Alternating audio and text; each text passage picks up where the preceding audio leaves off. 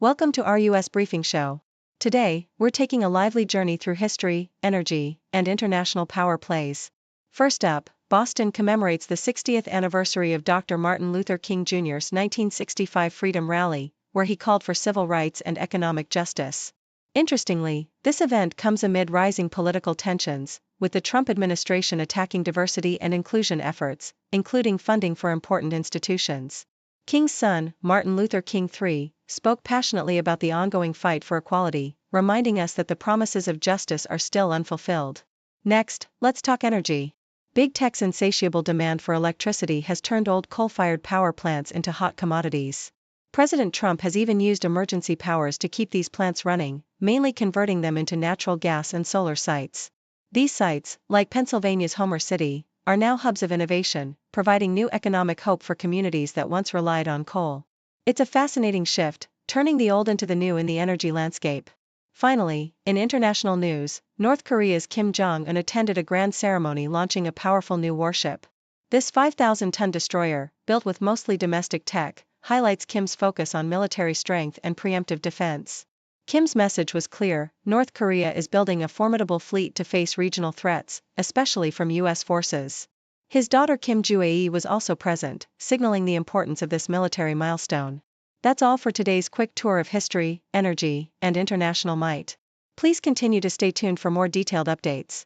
The Associated Press recounts the historic 1965 Freedom Rally on Boston Common, a pivotal moment in the civil rights movement that drew approximately 20,000 attendees to protest segregation and economic disparities faced by Black communities. Reverend Martin Luther King Jr., who had personal ties to Boston through his education and marriage, delivered a compelling call for the city to confront its racial inequalities and serve as a model for other northern cities. Over 6 decades later, King's son, Martin Luther King III, is set to revisit the site, emphasizing that the ongoing struggles for justice, such as fair employment, healthcare, and housing, remain unresolved. The event coincides with a broader national climate of division, as the Trump administration's aggressive rollback of diversity, equity, and inclusion initiatives has sparked concern among civil rights advocates and institutions like Boston's Museum of African American History, which warns of efforts to erase Black history and culture. King III underscores that the fight for diversity is not about blame but about collective responsibility, highlighting the long-standing barriers faced by Black Americans and the importance of understanding history to forge a better future. Yahoo reports on how the surge in demand for electricity driven by big tech's cloud computing and AI applications has revitalized interest in coal-fired power plants, despite their economic decline due to competition from natural gas and renewable sources. Under President Trump's push for energy dominance, existing coal infrastructure is being repurposed, leveraging high-voltage lines and brownfield sites to accelerate the development of cleaner energy sources. The federal government's incentives, combined with rising electricity needs, have made these sites attractive for conversions into natural gas, nuclear, wind, or solar facilities. Notably, the potential for nuclear reactors at former coal sites is gaining traction, with plans to reduce costs and streamline permitting, especially in states like Arizona and Indiana. The article also highlights the economic and social impacts on communities like Homer City, Pennsylvania, where the closure of a long-standing coal plant has prompted plans for a natural gas-powered data center, signaling a shift in the energy landscape and the potential for job creation amidst ongoing transitions. South China Morning Post details China's innovative approach to integrating health and morality into the training of its future leaders at the Central Party School, where officials like James Zhang have adopted rigorous health regimens alongside political education. Zhang's personal transformation, shedding weight and adopting disciplined exercise routines, reflects a broader cultural emphasis on self-cultivation rooted in Confucian ideals, which the Chinese leadership advocates as essential for moral governance. The curriculum combines Marxist doctrine with traditional Chinese values, promoting officials' physical and moral integrity as vital for effective leadership. This focus on health and virtue is particularly poignant amid China's obesity crisis, with over 400 million adults overweight or obese, posing significant public health challenges. The government's initiatives, including weight management clinics and dietary guidelines, aim to address this epidemic, emphasizing that personal discipline and self-cultivation are seen as foundational to both individual success and national stability.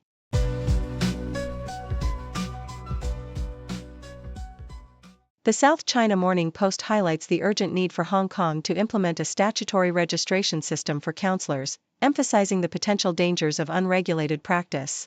Professor Chue Yathung from the Hong Kong Professional Counseling Association pointed out that without legal oversight, individuals claiming to be qualified counselors can pose significant risks to public safety.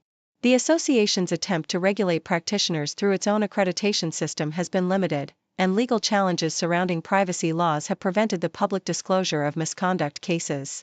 Experts argue that legislation granting professional bodies legal exemptions to publish disciplinary actions would enhance transparency and protect residents, especially given the close relationships counselors develop with clients. The article underscores the importance of establishing a comprehensive legal framework, noting that other regions like Britain, the US, and Australia have already adopted such regulations to ensure qualification standards and ethical compliance. Nikkei Asia reports on North Korea's recent military developments, focusing on the launch of a new 5,000-ton multipurpose destroyer attended by Kim Jong-un.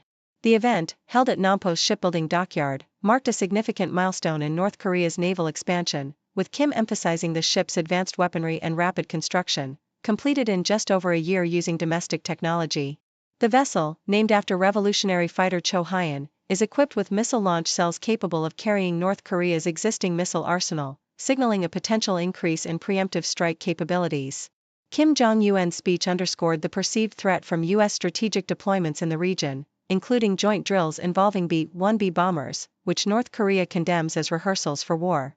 The launch reflects North Korea's ongoing efforts to bolster its military strength amidst a tense security environment, with Kim asserting that the scope of preemptive attacks has no limits. Yahoo US covers U.S. politics, focusing on Representative Don Bacon's contemplation of retirement amid his independent stance within the Republican Party. Bacon, a retired Air Force general serving Nebraska's swing district, has gained attention for criticizing former President Trump's policies and actions, including calls for the firing of Defense Secretary Pete Hegseth over sensitive military communication issues. His willingness to oppose Trump's approach on issues like Ukraine and tariffs has made him a target of support from Trump loyalists, who have even threatened his family. Despite his public service spanning decades, Bacon has not yet made a final decision on running for a sixth term, citing family considerations. His potential departure could impact the Republican majority in the House, especially as he continues to challenge the party's more partisan tendencies and advocate for independent oversight, illustrating the internal divisions within contemporary American politics.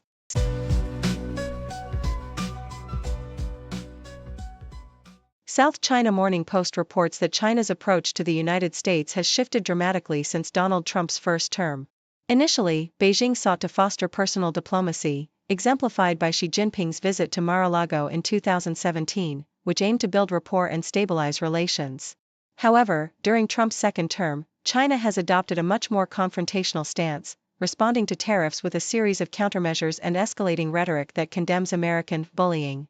As trade tensions intensified, Beijing increased tariffs on U.S. goods, introduced export controls on critical minerals, and expanded sanctions, all while asserting economic resilience and promoting a vision of a multipolar, globalized world in opposition to U.S. protectionism. Despite Trump's occasional signals of willingness to negotiate, the lack of direct communication, coupled with mutual distrust and the absence of formal channels, has led to a relationship characterized by heightened hostility and miscalculations. Chinese officials now view Trump as unpredictable, which has hardened their stance, and they have prepared extensively to defend against further economic and diplomatic pressures, emphasizing the importance of backchannels and informal diplomacy to potentially bridge the growing divide.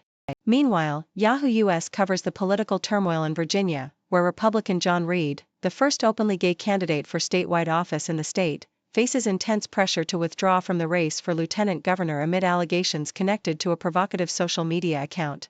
Despite denying ownership of a Tumblr account that posted explicit photos of men, Reed remains steadfast, criticizing the governor's call for him to step down without evidence and expressing frustration over the politicization of his sexuality.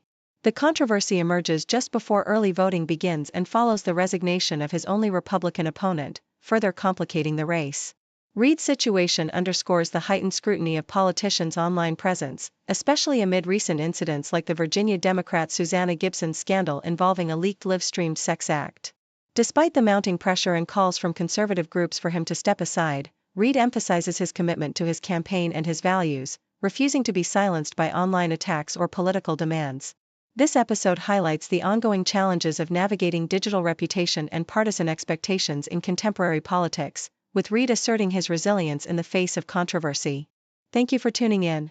The content above showcases the latest briefing reports and analytical synopses, thoughtfully curated by the 6Do team. These insights stem from a wide array of reputable media outlets, think tanks, government sources, and specialized experts worldwide. We encourage you to explore these sources for a comprehensive perspective. Keep in mind that while the content may not always align with the official standpoint of 6Do Brief, it's not meant to be taken as absolute directives for decision-making. Comprising seasoned media professionals, learned scholars, and accomplished scientists, the 6Do team embodies a trailblazing, fully independent media entity. To customize 6Do Brief to meet your professional needs, you have the option to subscribe to a diverse array of briefings on our website, 6dobrief.com. Regardless of your location, you can conveniently receive 6Do Brief via email. Morning sunlight on the street, city whispers soft and sweet, faces mix in daily grind, every story intertwined, cultures blend like colors bright, languages in the silent night, on the table stories told, food and feast upon so bold, people living day by day, in the heart they find their way, sharing moments, voices sing, in this world of everything. Society and rhythms beat, entertainment's fleeting heat, echoes of wars and fears, laughing through our unseen tears, children playing in the park, drawing dreams till after dark, elders speak of days gone by, washing shadows from the sky. People living day by day, in the heart they find their way, sharing moments, voices sing, in this world of everything.